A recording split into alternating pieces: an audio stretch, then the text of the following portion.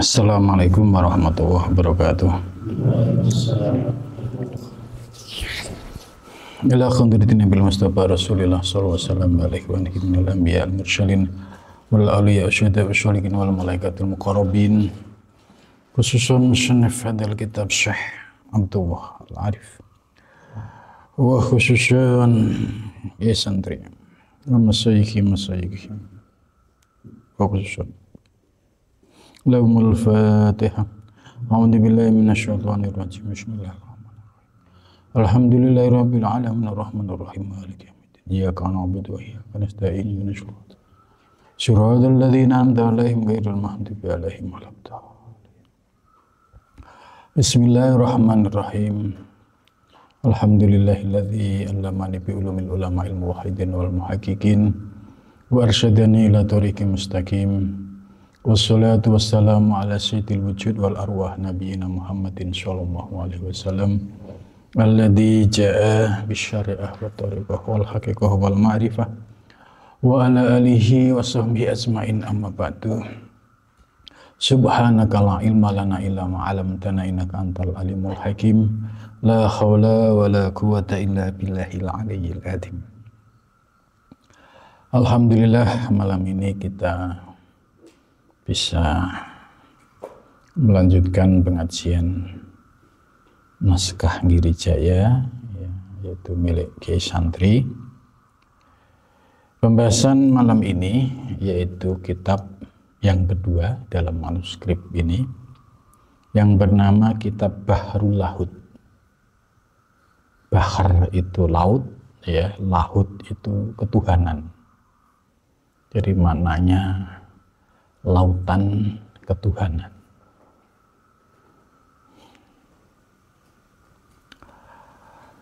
Qala musannif rahimahullah wa nafa'ana bihi wa bi ulumihi fid dharini amin ya rabbal alamin. Ya. Bismillahirrahmanirrahim.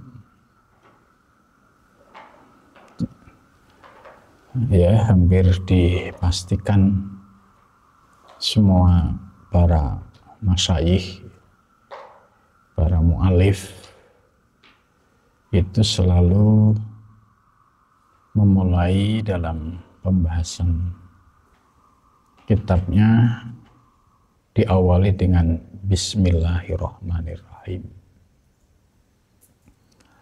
Tapi menarik kalau kita lihat tulisan Bismillah dalam manuskrip ini, ya, lazimnya ketika menulis ba Bismillah itu kan posisinya ba itu kan pendek, gitu. Tapi di sini, ya, ba-nya agak memanjang, gitu. Agak memanjang. Nah, tentu ini ada asrornya, ada rahasianya.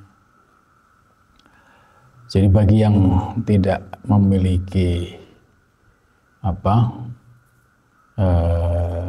pemahaman terkait asror dari lafadz Bismillah, maka ulama-ulama Nusantara, ya, abad itu termasuk mu'alif di sini, termasuk ini Kiai Santri menulis Bismillah, baknya itu ada tarikan naik ke atas gitu. Nah, ternyata ini memiliki rahasia, yaitu yang disebut dengan rahasia Bismillah. Secara huruf Bismillahirrahmanirrahim itu kalau dihitung hurufnya, jumlah huruf yang nampak itu 19. Jadi ada huruf yang nampak, yang dohir, ada juga huruf yang batin. Ada tapi tidak nampak. Ya, seperti huruf ba ya. Pertama ba, sin, mim, lam, ya, lam, ha, terus alif, lam, ro, ha, mim, nun, alif, lam, ro, ha, ya, mim. Itu jumlahnya 19. Nggak ada satu huruf yang sifatnya batin. Seharusnya ada, tapi tidak didohirkan dalam bismillah. Nah, ini perlu kajian dari sisi nahwu syarab, ya. Jadi bismi itu gabungan huruf jer dan kata ismun. Ismun itu nama. Ismun itu mudhof dipasangkan dengan Allah. Allah itu mudhof ilaih. Jadi ismullah itu mudhof ilaih. Mudhof ilaih itu kalau dalam bahasa Indonesia seperti apa sih? Yaitu gabungan dua suku kata yang membentuk arti baru, gitu. Seperti sepak bola. Itu kan gabungan dua kata tapi punya makna baru. Oh, sepak bola ya publik sudah paham, gitu. Bukan sepak terus bola, gitu. Itu ini namanya mudhof ilaih itu seperti itu. Jadi dua suku kata yang digabung menjadi satu dan punya makna. Lah ismun itu ya alif sin mim. Ini kalimat isim, ya, ismun. Artinya nama, digabungkan dengan Allah. Jadi ismullah. Terus kemasukan huruf ba. Huruf ba-nya ini huruf jer. Ya, maka apapun kalimat isim yang kemasukan huruf jer harus majrur. Ya, maka jadilah bismi, ya, mi-nya dibaca kasroh, ini majrur. Terus bismillahi, dibaca jer juga karena mudhof ilaih. Itu. Nah, cuma alif tadi ismun yang awalnya alif sin mim ketika kemasukan ba ini hilang. Itu. Jadi alifnya yang awalnya ada ismun ini ketika kemasukan huruf ba kok terus alifnya hilang.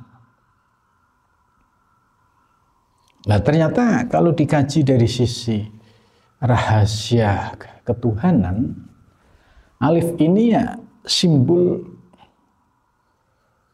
ketuhanan, yaitu sifat qayyumiyahnya. Ya hayyu ya qayyum, gitu. Jadi alif ini simbol sifat qayyumiyahnya Allah,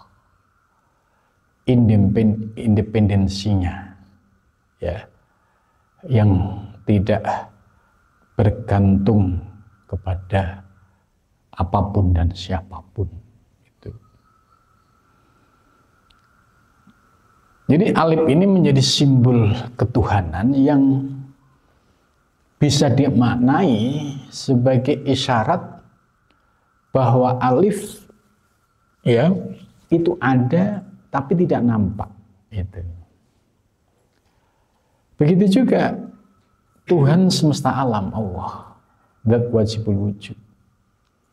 Ya, kita yakin ada, nyata, wong ciptaannya nyata. Gitu.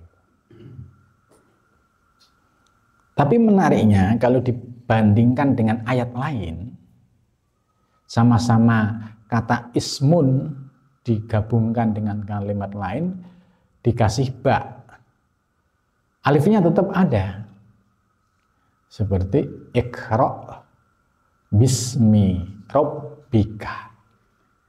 Ya kan? Iqra, bacalah bismi, bi-ismi. Jadi di iqra itu tulisan alifnya itu masih ada. Masih dohir gitu. Bismi ada ba, terus alif, terus sin ya. Karena ini bisa hamzah wasol gitu ya. Bismi rabbika, tapi tulisannya di Iqra itu alifnya ada gitu. Maka ada perbedaan dalam penulisan antara Iqra bismi rabbikal ladzi khalaq dengan bismillahirrahmanirrahim. Jadi alif ini sebagai simbol ya qayyumiyahnya ya Allah Subhanahu wa taala. Kemudian ba ini yang menjadi rahasia ya di kita tafsir Munir itu juga diurai, dijelaskan rahasia Al-Quran itu kalau disarikan ya ada pada surat Al-Fatihah gitu. Dari 30 juz itu kalau disarikan isinya, substansinya itu ada pada surat Al-Fatihah. Kemudian di dalam surat Al-Fatihah ini kemudian disarikan lagi. Adanya di Bismillahirrahmanirrahim.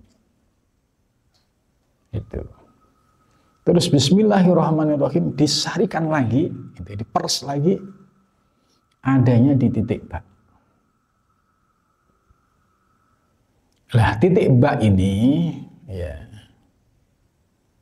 ternyata memiliki rahasia juga. Itu. Dulu saya masih ingat ya, almarhum bapak saya, ya Mbah Dullah itu pernah saya tanya, Pak, apa sih rahasia titik ba gitu? Beliau menjawab dengan ya bahasa Arab itu. Titik ba itu ya bimakna bi ya makana ya. Artinya titik ba itu sebagai titik wujud tajalli ya dari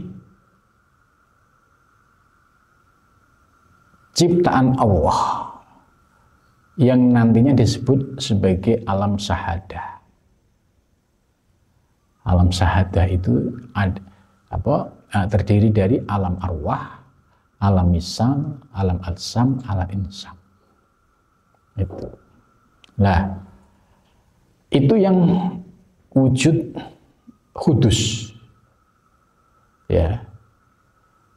Lah, bikana makana ini menggunakan fi'il madhi.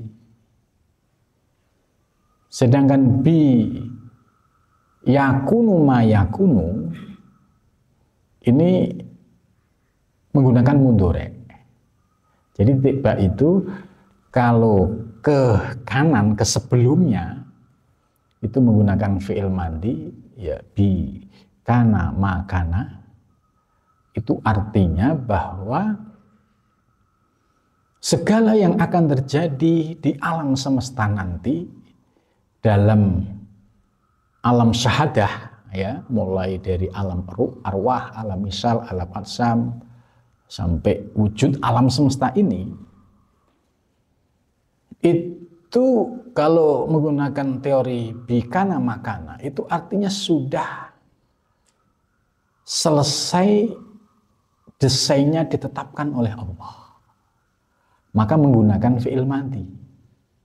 Madhi itu kan past tense, kejadian yang sudah lalu. Artinya Allah telah mendesain. Nah, ini yang disebut dalam teori mata 7 ini sebagai wilayah alam qadim. Jadi titik ba ke kanan, ke atas itu pakai bikana makana, yaitu menggunakan fi'il madhi yang artinya dengan kudroh irodahku ya, kana ya telah ada, makana apa yang telah ada. Artinya Allah telah mendesain perencanaan alam semesta itu sudah finish. Nah, ini wilayahnya di alam qadim yang ada 3 martabat, ya ahadiyat, wahdah, wahidiyat. Dan ini ada di martabat yang ketiga yaitu wahidiyat. Gitu. Nah, sedangkan yang titik ke kiri, ya, yaitu ke alam syahadah, ya. Ya, kalau yang Bika namakan tadi ke alam gaib yang punya makna alam 3 alam qadim, tapi kalau titik bak yang ke kanan itu bi yakunu ma yakun, yaitu denganku pakai mudhari yakunu.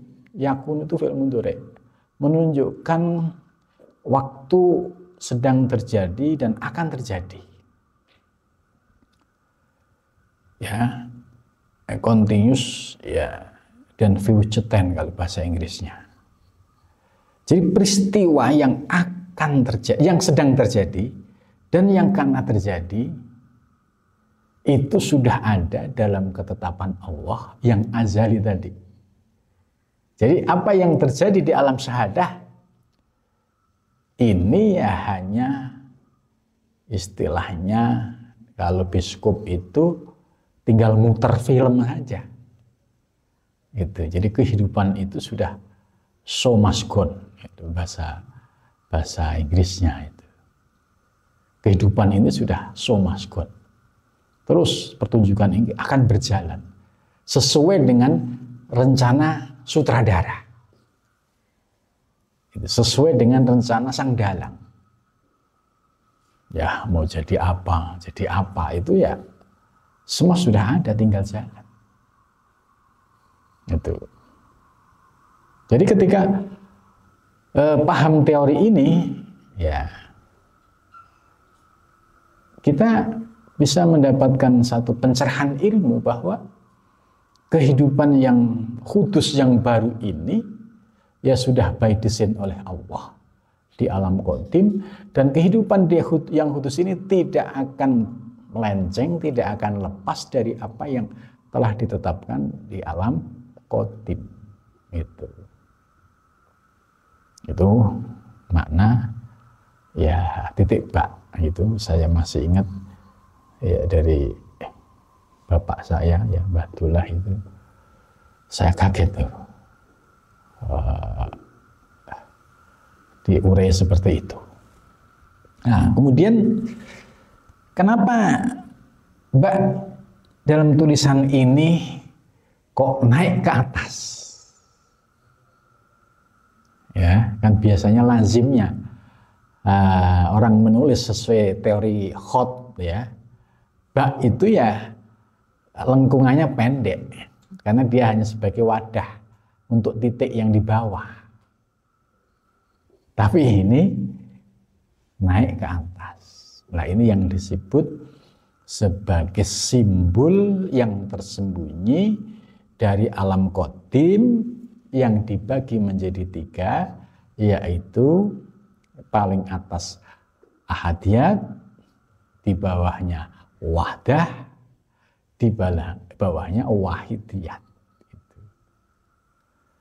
Maka pemahaman orang yang memiliki kedalaman mengetahui kedalaman rahasia bismillah seperti ini dan proses mengamalkan, meyakini gitu. Maka bismillahnya orang dulu sakti-sakti itu karena faktor pendalaman maknanya itu benar-benar zuknya masuk gitu. Ini kenapa semburannya orang dulu cuma baca bismillah gitu langsung manjur gitu.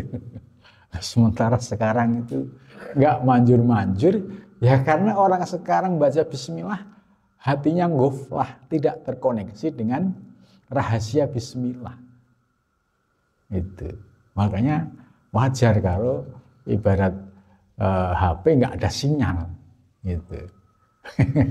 Kalau HP nggak ada sinyal, nelpon berkali-kali ya nggak bakal terkonek gitu. Itu. Nah, itulah kenapa kalau ada hot model seperti ini, ya, Bismillah ini, oh kita paham. Gitu. Ada makna asrornya, tidak sekedar menulis. Gitu. Nah, kemudian ya huruf ba yang 19 ditambah alif yang batin, 19 yang zahir, kemudian 1 yang batin, alif tadi jumlahnya 20. Nah, ini bisa dikaitkan dengan sifat wajib 20. Lah, alifnya itu sebagai ya makna nafsiyah. Nafsiyah itu kan satu wujud. Wujudnya Allah ya nyata gitu. Kalau dalil aklinya ya alam saja nyata, ya pasti pencipta ya nyata. Cuma kita dibatasi bahwa Tuhan yang kita yakini itu laisa kamitslihi syai'un gitu. Tidak boleh diilustrasikan dengan berbagai macam rupa fisik. Karena apa? Untuk menjaga keagungan dan kemahabesaran Allah. Itu. Maka laisa kamitslihi syai'un, nggak boleh diilustrasikan dalam bentuk fisik, nggak boleh. Itu. Nah, ini misterinya di sini. Nah, sebab Tuhan-Tuhan yang diilustrasikan dalam bentuk fisik, ya pasti ada naqs, ada kurangnya. Ya, contoh misalkan Dwi Queen Im misalnya, ya sebaik apapun yang namanya bentuk rupa ya pasti ada kekurangannya. Oh, masuk itu Tuhan, kan gitu. Ya, begitu juga ilustrasi rupa Tuhan-Tuhan yang dilakukan oleh agama lain, ya pasti ya secara logika itu pasti akan bertanya, benar gak sih ini Tuhan? Masa Tuhan begini gitu. Maka Islam dalam rangka untuk menjaga kemahabesaran Allah, ya laisa kamitslihi syai'un, ya bahwa Allah itu tidak menyerupai sesuatu apapun. Dan dijelaskan mukhalafatul khawadisi sebagai salah satu sifat bahwa Allah itu berbeda dengan ciptaannya. Itu yang pertama, wujud itu disebut dengan sifat nafsiyah. Ya, kalau diilustrasikan dalam rahasia Bismillah itu ya huruf alif tadi yang dia ada tapi tidak ada, gitu. Itu. Nah, kemudian selainnya yaitu sifat salbiyah. Sifat salbiyah itu 5. Ya. Salbiyah itu 5, mulai dari qidam, baqa, mukhalafatul hawadisi, qiyamuh binafsihi, wahdaniyah. Ya, itu. Jadi ini fokus salbiyah ini sifat yang dimiliki oleh Allah. Jadi Allah itu ya Maha Qadim. Gitu, yang paling dahulu. Nggak ada yang mendahului Allah. Gitu. Karena sifat salbiyah ini sifat yang khusus milik Allah. Selain Allah nggak punya. Yang Qadim, yang dahulu kala hanya Allah. Maka kalau ada orang yang ngaku-ngaku dahulu, ya kapan, gitu kan? Itu. Yang kedua, baqa, yang kekal. Yang kekal hanya Allah. Selain Allah nggak kekal. Alam semesta nggak kekal. Diri kita nggak kekal. Bumi nggak kekal. Gitu. Allah yang baq, yang kekal. Maka selain Allah pasti fana, pasti rusak. Gitu. Nah, ini sifat yang khusus milik Allah, yang tidak dimiliki oleh selain Allah. Ya. Kemudian mukhalafatul lil hawadisi. Ya, ini juga sebagai sifat untuk membatasi. Ketika dia sudah beriman bahwa alam semesta ada yang menciptakan, bahwa adanya wujud alam ini ya pasti ada yang mewujudkan. Tapi bagaimana rupa Allah itu? Nabi Ibrahim sudah mencoba melakukan sebuah perjalanan pencarian jati diri, gitu kan? Ya, setelah memporak-porandakan berhalanya Raja Namrud, ya, terus itu mencari pencarian.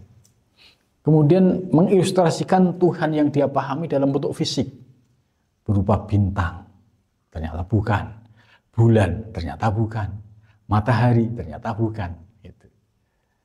Kemudian akhirnya Nabi Ibrahim kefutuh, ya, mendapatkan anugerah ma'rifah, ya, itu sebagaimana yang dideklarasikan dalam doa iftitah. Allahu akbar kabira walhamdulillahi katsira subhanallahi bukratan wa asila. Inni wajjahtu, ya, wajhiya lilladzi fataras samawati wal. Ini sesungguhnya aku wajjahtu, aku menghadap, ya, wajah bimakna qalb ati. Aku menghadapkan wajah itu fisik, ya, qalb itu batin. Ya, aku menghadapkan hatiku, ya.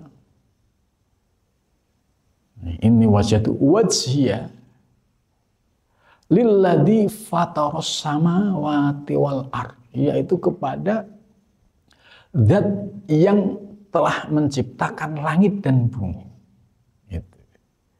Jadi aku telah menghadapkan hatiku kepada zat yang telah menciptakan langit dan bumi. Hanifan, dalam keadaan hanif, lurus. Lurus itu tidak ada kesirikan.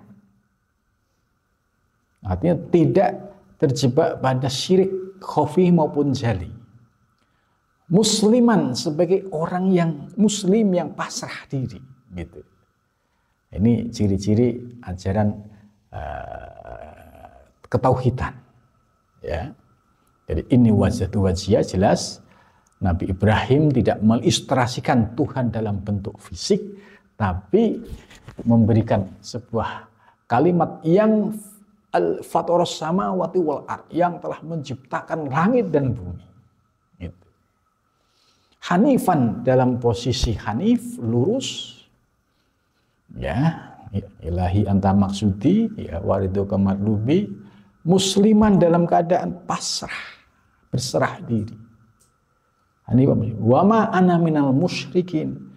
Dan ketika itu sudah terbuka pintu kema'rifahan, wa ma ana minal musyrikin, dan aku bukanlah orang-orang yang menyekutukan Allah Subhanahu wa taala. Gitu. Maka ilustrasi fisik, ya, Tuhan, ya, itu Nabi Ibrahim sudah tidak menggunakan itu lagi, gitu. Begitu juga dalam i'tiqad Asy'ariyah, ya, Ahlussunnah wal Jamaah, ya, muncullah salah satu sifat dalam salbiyah itu, yaitu mukhalafatu lil hawadits, berbeda dengan ciptaannya, gitu. Berarti ya berbeda dengan ciptaannya, gitu. Maka kalau ada yang lagi mabuk ilmu hakikat, ya, terus ngaku-ngaku Tuhan, ya ini nggak pas. Mukhalafatul lil hawadits, kamu kan wujud baru, gitu kan. Kok ngaku-ngaku Tuhan, gitu. Padahal Allah itu mukhalafatul hawadits, berbeda dengan hawadits. Hawadits itu segala yang baru. Itu. Maka di ayatnya laisa kamitslihi syai'un, gitu. Tidak ada sesuatu yang menyerupai Allah. Itu. Nah, ini bisa dirasakan Bagi orang yang sudah paham ilmu tauhid, ya dari tauhid Asy'ariyah tadi, kemudian naik tauhidnya ahlu kasfi atau tauhidnya para ulama muhakkikin, sehingga akhirnya merasakan makna ihsan. Ihsan itu apa sih? Anta budawah ka'annaka taroh. Beribadahlah, menyembahlah Allah seolah-olah kamu menyaksikan. Beribadahlah atau menyembahlah Allah seolah-olah kamu menyaksikan. Jadi ketika saat Allahu Akbar, ini sudah bisa anta budawah ka'annaka taroh belum? Nah, orang yang paham ilmu hakikat, ilmu tauhid ahlu kasfi, ini sudah secara teori ilmu ya sudah mendapatkan pemahaman, tinggal proses internalisasi melalui yaitu syuhud yang sifatnya zauki, yang sifatnya dirasakan. Gitu. Wa ilam takun taroh, jika belum bisa, ya udah turunkan. Innahu yarok, yakini bahwa Allah itu menyaksikanmu, bahwa Allah itu yang menggerakkanmu, bahwa Allah itu yang menghidupkanmu, gitu. Allah yang memberi hidayah kepadamu. Nah, ini konsep ihsan inilah yang menjadi dasar para ulama tasawuf, para ulama muhakkikin dalam mengkaji, menggali ajaran-ajaran tauhid secara lebih mendalam itu. Jadi sebagai tadi internalisasi dari makna ihsan itu. Terus berikutnya sifat salbiyah yang keempat, ya, qiyamuhu binafsihi. Qiyamuhu binafsihi ini ya Allah berdiri dengan zatnya sendiri. Jadi menciptakan alam semesta itu ya Allah ya berkehendak sesuai kehendaknya. Itu tidak ya mengikuti perintah permintaan siapapun, dan juga Allah tidak bergantung dengan siapapun. Artinya bahwa Tuhan yang kita sembah itu benar-benar independen, qayyumiyah. Gitu. Kalau kita makhluk kan tidak. Kita sebagai manusia, hamba, ya makhluk yang bergantung kepada Allah. Kenapa bergantung kepada Allah? Ya, Allah semua yang memberikan fasilitas hidup, ya kan? Fasilitas iman, fasilitas rezeki, ya, semua milik Allah. Itu.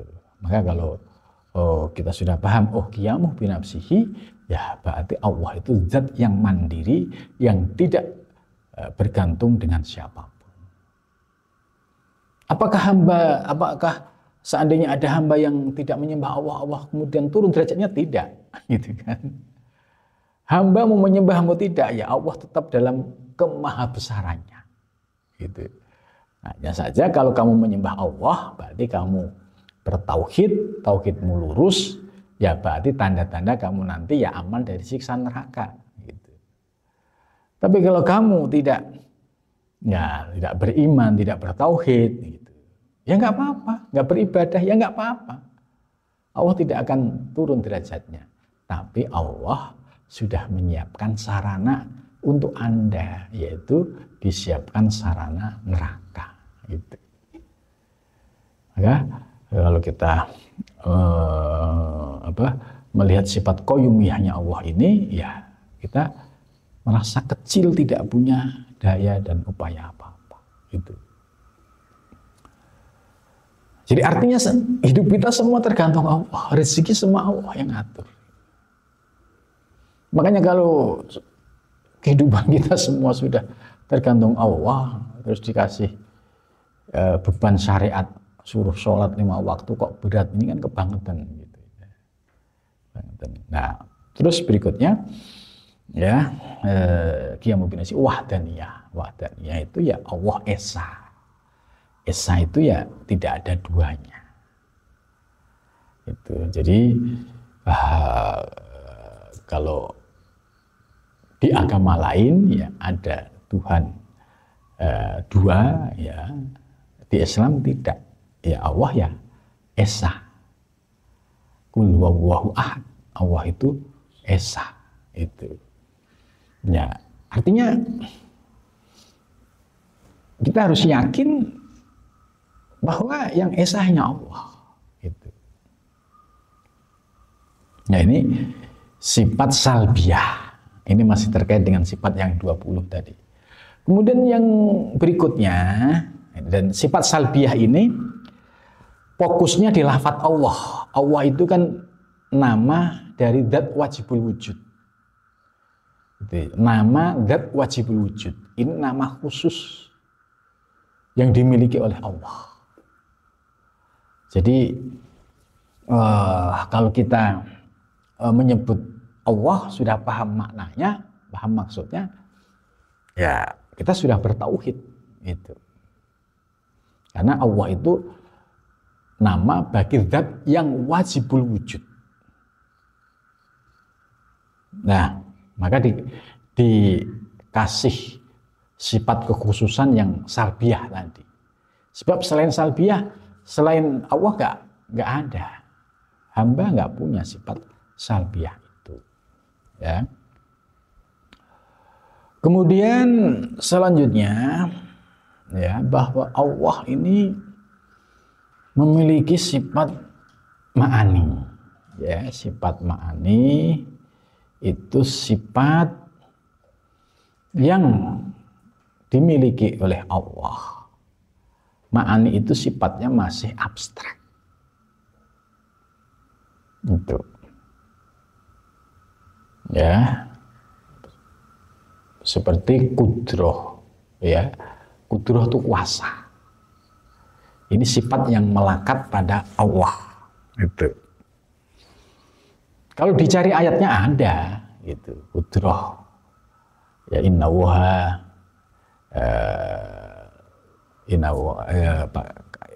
wa kana aliman qadirun, itu biasanya.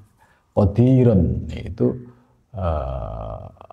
sebagai salah satu sifat Allah, kudroh, kuasa.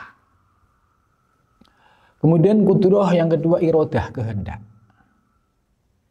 Ya, kudroh, irodah ini ma'ani itu ya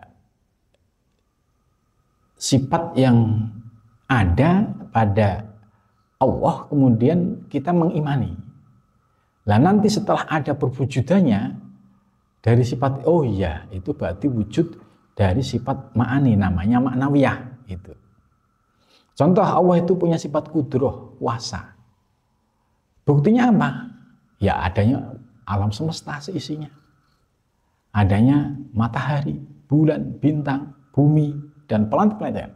Ini menunjukkan Allah memiliki sifat kudroh, tajallinya disebut qadirun.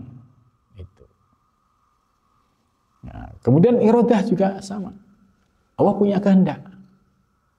Kehendaknya ketika diwujudkan, ya wujudnya alam semesta ini, termasuk diri kita. Ini sebagai manifestasi dari sifat irodah Allah, kemudian menjadi nyata disebut muridan. Itu. Muridan, jadi tajallinya itu di maknawiyah. Kemudian kudroh irodah ilmu. Ya, ilmu. Ya, Allah memiliki sifat ilmu. Bahkan sumber pengetahuan itu ya dari Allah gitu. Nah, kemudian tajalli dari sifat ilmu menjadi aliman gitu. Ketika di dunia ini ada orang-orang hebat, ahli sains, ahli teknologi, ahli ilmu agama gitu. Ya itu tajalli dari sifat ilmu. Maka nggak layak kalau ada orang misalnya dititipin ilmu oleh Allah kemudian sombong, itu nggak pantas.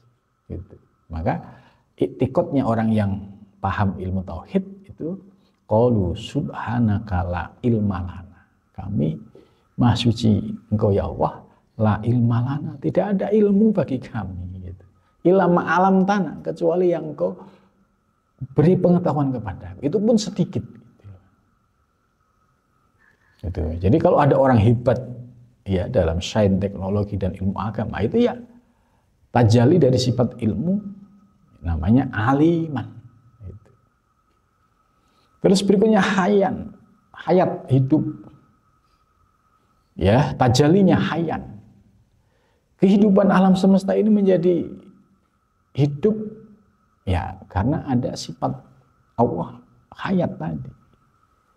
Seluruh tumbuhan hidup, seluruh binatang hidup, dan seluruh manusia hidup gitu. Ya karena ada sifat hayat, dan semua itu milik Allah. Suatu saat Allah ya mendohirkan ya, maka adanya kehidupan di alam semesta ini. Maka siapapun yang hidup di alam semesta ini sebagai madhar, tajalli dari hayyan yang disebut dengan hayyan.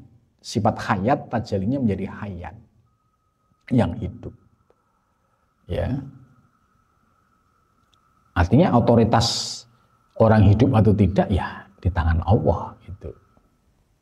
Nah, ketika ada hayyan hidup di dalam jasad kita, karena ada ruh tadi, maka seluruh struktur organ dalam diri kita menjadi berfungsi dengan baik. Mata bisa melihat, telinga bisa mendengar. Nah, ini tajalli dari hayyan, ya, hayat ya, yang menjadi hayyan. Itu. Ya, artinya kan, oh iya ternyata kita itu nggak bisa apa-apa gitu. Gitu. Semua sudah by design oleh Allah. Gitu. Tidak ada yang kita banggakan milik kita, itu nggak ada. Gitu. Ya, hayyan. Sami'an, mendengar. Sama, Allah punya sifat sama. Tajallinya sami'an. Nah, Allah mendengarnya itu tidak pakai telinga seperti kita. Karena kita ini kan makhluk. Allah dalam mendengar tidak pakai sarana seperti telinga kita. Nah, terus bagaimana dengan diri kita? Diri kita ini kan semua dari Allah. Tadi ketika ada ruh, telinga kita ketika normal, kendang telinganya, ya, itu akan berfungsi dengan baik, bisa mendengar. Maka pada saat kita mendengar, ya itu sesungguhnya tajalli dari sifat hayyan, ya kemudian efeknya sami'an, oh kita bisa mendengar. Gitu. Artinya kalau nggak ada ruh, otomatis kita nggak bisa mendengar, gitu loh.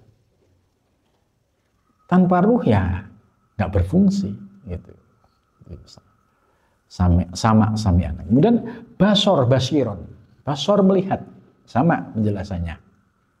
Karena di dalam Allah itu punya sifat basor, ya.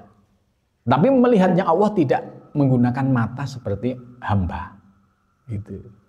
Karena Allah nggak bisa dibayangkan, gitu. Bagaimana penglihatan Allah lah. Penglihatan hamba seperti kita, ini sudah dikasih perangkat oleh Allah, yaitu yang bernama kornea mata. Dan seluruh jaringannya, kornea mata ini bisa hidup, bisa normal, bisa memandang, bisa melihat, kalau ada ruhnya. Ketika ruh tidak ada, ya mata dibuka pun nggak bisa melihat. Nah, ketika mata kita diberikan anugerah Allah bisa memandang, rasakan bahwa itu anugerah Allah yang nyata di dalam diri kita sebagai tajalli dari sama menjadi sami'an, basor menjadi basiron, gitu. Itu. Jadi semua milik Allah, anugerah Allah. Itu. Kalam, ya terakhir kalam itu firman Allah. Ya, Al-Quran itu ya sebagai salah satu firman Allah yang tajalli di alam dunia. Maka disebut kalamullah. Itu. Nah, proses tajallinya Al-Quran itu pun juga melalui tahapan dari malaikat Jibril turun kepada Nabi Muhammad, kemudian Nabi Muhammad ditransfer kepada para sahabat, dan saat itu para sahabat itu ya mengandalkan kemampuan hafalan, gitu. Terus akhirnya ada yang menulis di pelepah kurma, di tulang, di macam-macam gitu. Terus akhirnya berproses, kemudian ada istihad Umar, ya, Utsman gitu. Akhirnya sekarang ya menjadi Al-Quran yang sudah sempurna, ya, dari sisi hurufnya, harokatnya, tasdidnya itu sudah sempurna. Kalau zaman Nabi nggak ada harokat, nggak ada tasdid, bahkan titik-titik dalam huruf antara satu yang lain itu pun juga tidak ada gitu. Nah itu proses tajalli. Maka Quran yang sekarang ini sebagai tajalli kalamullah. Nah kita sebagai hamba, karena di dalam diri kita itu ar-ruh, ada ruh ya, dan casing kita itu juga made in Allah itu, maka kita sudah dikasih perangkat untuk kalam, yaitu berupa struktur ya, mulut, ada lidah, ada gigi, ya, ada bibir gitu. Akhirnya ketika ada ruh ya, kemudian menjadilah suara ya, dan ini untuk berkomunikasi dan sebagainya. Maka kalau kita renungi, oh iya ya, lesan kita bisa berbicara secara normal dan lain sebagainya ya, karena ada ruh, dan ruh itu min amri rabbi gitu.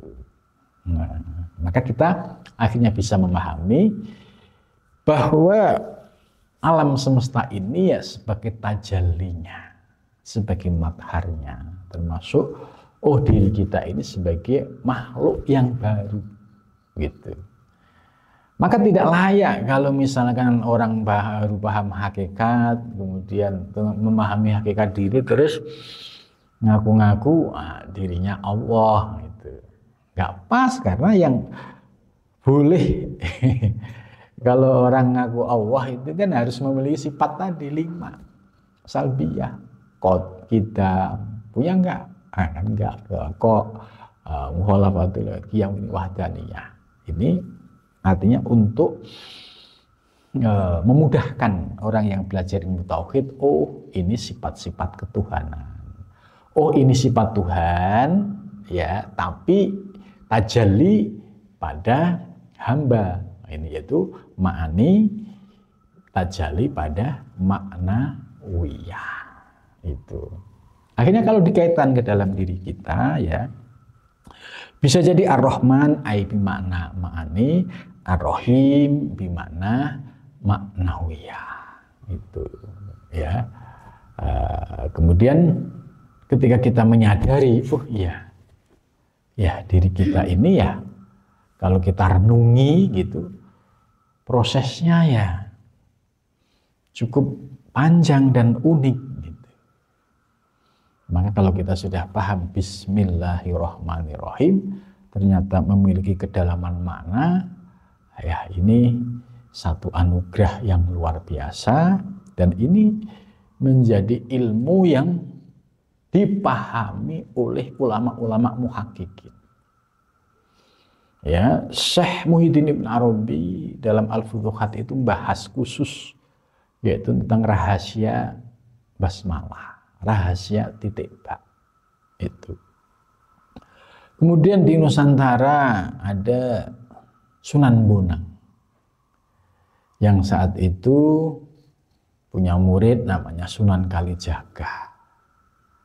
Sunan Kalijaga ya setelah memahami bahwa gurunya Sunan Bonang itu sebagai orang-orang yang dicintai oleh Allah, Sunan Kalijaga minta kepada Sunan Bonang ya supaya diajari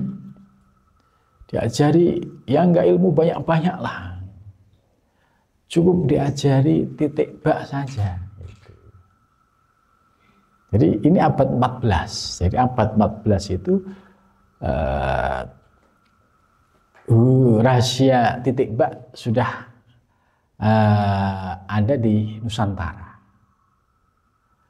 Itu kalau Ibnu Arabi itu abad 13. Jadi maka bisa dipahami abad 13 itu ya zaman itu ya sebelum keruntuhan Baghdad ya, itu memang berkembang ilmu-ilmu tasawuf ya, dan itu berkembang pesat ya, baik di Baghdad maupun di Timur Tengah ya, khususnya Mekah, Madinah dulu itu menjadi pusat kajian tasawuf internasional.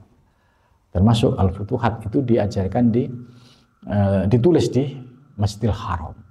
Itu abad 12-13 itu. Nah, maksud titik bak yang disampaikan oleh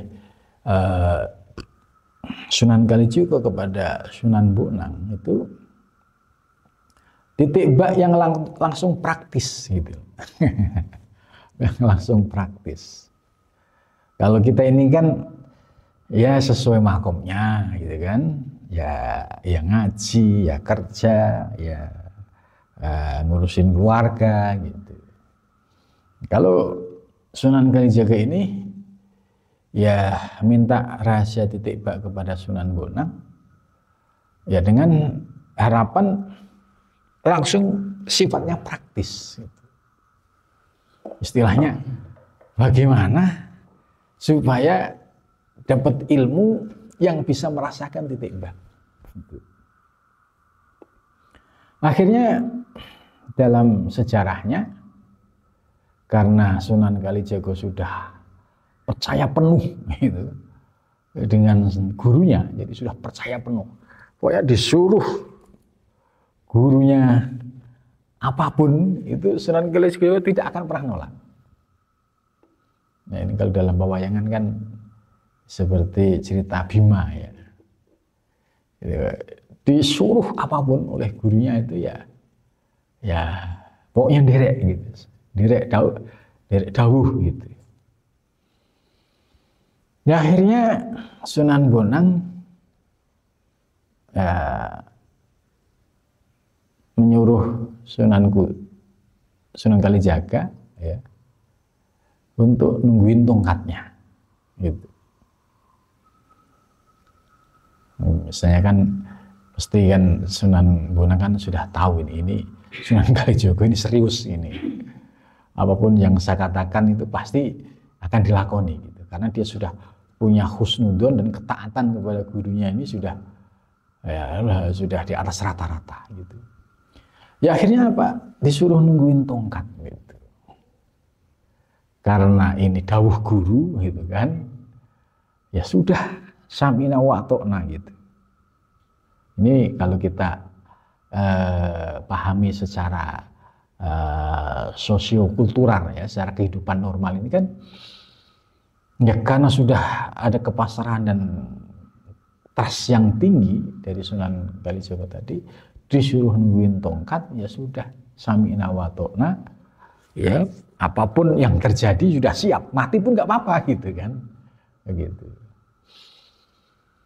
Nah akhirnya karena Sunan Bonang sudah melihat keteguhan hati Sunan Kalijaga ya sudah disuruh nunggu ya, mungkin sebagai manusia normal ya mungkin sehari gitu kan masih enteng, 2 hari enteng, 3 hari masih enteng. Pasti berikutnya kan muncul godaan, nafsu, macam-macam. Itu simbol bagaimana Sunan Kalijaga ini ya menjaga tongkat itu ya simbol dari huruf alif ya, simbol dari huruf alif. Dan kepasrahan Sunan Kalijaga itu sudah totalitas. Maka andai mati pun dia nggak rasa takut itu nggak ada gitu. Maka dengan keteguhan hati tadi berproses, ya menurut film-film itu kan sampai lumutan lah kan gitu. Ini kan menunjukkan bagaimana tekad bulatnya Sunan Kalijaga gitu. Nah, dalam posisi menjaga tongkat tadi kan, pasti guncangan godaan hawa nafsu di level awal itu masih terjadi. Pasti ya di hari seminggu 2 minggu kan pasti setan itu datang, iblis. Alah, ngapain sih kamu bikin tongkat? Ini nggak ada artinya gitu kan. Diprovokatori. Dah nggak usah kamu. Oh, masa apalagi zaman sekarang. Zaman sekarang masih percaya begini gitu kan. Itu godaan iblis itu. Ternyata lurus gitu kan. Pasti ya godaan ya level nafsu amarah lawamah itu sudah dilewati ya. Terutama ya lapar, kemudian dahaga, kemudian karena saking pasrahnya kepada Allah totalitas, dalam teori tasawuf itu kan ini yang disebut fase tazkiyatun nufus. Ya, tazkiyatun nufus itu proses penyucian hati dan jiwa dengan lapar. Ya namanya nungguin tongkat itu kan nggak makan nggak apa. Cuma kenapa nggak mati gitu ya kan? Orang kalau sudah pasrah kepada Allah, seandainya dia mati pun nggak apa-apa gitu loh. Tapi Allah kan belum menghendaki ternyata gitu. Gitu. Terus bagaimana sholatnya Sunan Kalijogo gitu? Ya buru-buru, ya belum istilahnya ingat sholat kan. Pada zaman itu kan istilahnya Sunan Kalijogo belum mendapatkan pengajaran tentang syariat. Gitu. Habis dari berandalan, kemudian punya kesadaran spiritual, kemudian jaluk ilmu titik bak, ya sudah dilakonin saja. Tapi dalam proses menunggu tongkat ini kan ternyata ada proses mujahadah. Mujahadah melawan hawa nafsu, mujahadah melawan amarah, mujahadah melawan lawamah. Karena keteguhan akhirnya mampu menundukkan nafsu-nafsu amarah lawamah. Gitu. Kalau dalam ilmu-ilmu kejawen itu sering diceritakan bahwa godaan-godaan orang yang seperti itu kan kadang berupa macan datang, ya kan, berupa ular. Nah, ini sebenarnya simbol-simbol nafsu yang ada di dalam dirinya. Karena itu yang disebut nafsu-nafsu. Nafsu kan ada dua, ada bahimiyah, ya nafsu yang seperti kerbau, ya nafsu-nafsu yang orientasi hidupnya itu hanya nyari makan, kemudian ngurusin nafsu biologis gitu. Tapi ada yang yang liar, ya, yang ganas, yang seperti kayak macan. Nah itu nafsu-nafsu itu ada di dalam diri kita. Maka ketika proses riyadhah itu ya akhirnya bisa dilewati, gitu, bisa menahan dari segala tantangan ya, baik nafsu yang amarah lawamah ya, termasuk nafsu yang bahimiyah dan nafsu yang binatang-binatang liar dan ganas tadi itu adanya tadi dalam diri kita. Nah, ketika bisa memahami lewatan ini, ujian ini, gitu, itu seorang salik itu bisa merasakan namanya proses khoros ta'angka. Khoros ta'angka itu ya nafsu-nafsu amarah lawamah yang di dalam dirinya itu bisa keluar dari dirinya. Kalau Mbah Mutamakin kajen, setelah riyadhah 40 hari, suluk 40 hari, itu di hari akhir itu kan minta istrinya untuk diikat, terus kemudian dibuatkan masakan yang paling enak. Gitu. Nah, pada saat itu ceritanya keluarlah nafsu anjing. Ini sabuiyah, nafsu anjing. Anjingnya 2 ya, kemudian dikasih nama dengan nama salah satu nama ulama yang waktu itu dikenal ulama syariat gitu. Itu Mbah Mutamakin. Ya. Maka dalam ilmu ya kejawen itu ya, kalau ada orang riandoh kum-kum dan sebagainya, itu kan ujiannya ya berupa kayak datang ular, macan. Nah, itu sesungguhnya kalau dalam teori tasawuf yaitu nafsu yang ada di dalam diri kita. Nah, ketika fasenya sudah bisa melewati itu, ya, maka ini disebut fase khorosta angka, dia sudah bisa keluar diri dari kengkangan hawa nafsu.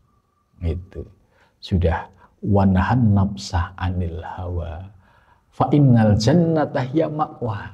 Maka ketika dia sudah berhasil mengendalikan hawa nafsu yang ada di dalam dirinya ya, amarah lawamah tadi ya, kemudian fa innal jannata hiyal ma'wa, maka sesungguhnya surga itu menjadi tempatnya. Surga apa? Ya surga ma'rifah. Karena sudah kefutuh oleh Allah, sudah mengenal Allah. Itu. Nah, selain itu perlu kita pahami, ya, apakah Sunan Kalijaga hanya diem tok nungguin tongkat? Ya, tentu pasti ada kaifiat zikir. Itu dah, kamu zikir ini sambil nungguin ini. Ya. Karena kaifiat zikir, ya, saya yakin pasti ada, dan zaman itu Sunan Bonang dan wali yang lain itu ya kebanyakan pengikut thariqah Naksabandiyah. Maka zikirnya zikir sir. Ya, zikir sir itu zikir ismudat Allah. Dan zikir ismudat itu ya caranya adalah lidah dinaikkan. Gitu. Maka ketika udah diem ya, mantep, nah itu hatinya terus Allah gitu kan. Itu. Maka hatinya semakin bercahaya, kemudian hawa nafsunya ya akhirnya bisa ditundukkan, bisa khorosta angka, dan menjadilah orang yang sudah ma'rifah, orang yang sudah mengenal Allah. Lah, setelah itu dilalah Sunan Bonang baru ingat, oh iya saya punya murid gitu ya. Di pinggir kali gitu. Pinggir kali, oh ditanya, dicari, oh tanya masih ada gitu. Dijak salam masih jawab, oh ini levelnya secara rohani ya sudah bertemu dengan gurunya di wilayah rohani. Gitu. Jasmani ini kan hanya untuk mengkonfirmasi aja gitu. Oh masih hidup gitu. Nah ini rahasia dibalik Bismillah itu ternyata ya dahsyat, karena ini ilmunya para wali gitu. Nah mudah-mudahan dengan mengkaji kitab Bismillah, dengan mengkaji rahasia Bismillah ini ya kita bisa kefutuh memahami, dan mudah-mudahan pelan-pelan kita sedikit-sedikit bisa mengamalkan, dan mudah-mudahan diberikan anugerah kefutuh oleh Allah hingga diberikan anugerah ya usul ilallah, amin ya rabbal alamin. Gitu. Jadi malam ini baru Bismillah. Dah, mudah-mudahan manfaat ya. Cukup sampai di sini. Assalamualaikum warahmatullahi wabarakatuh.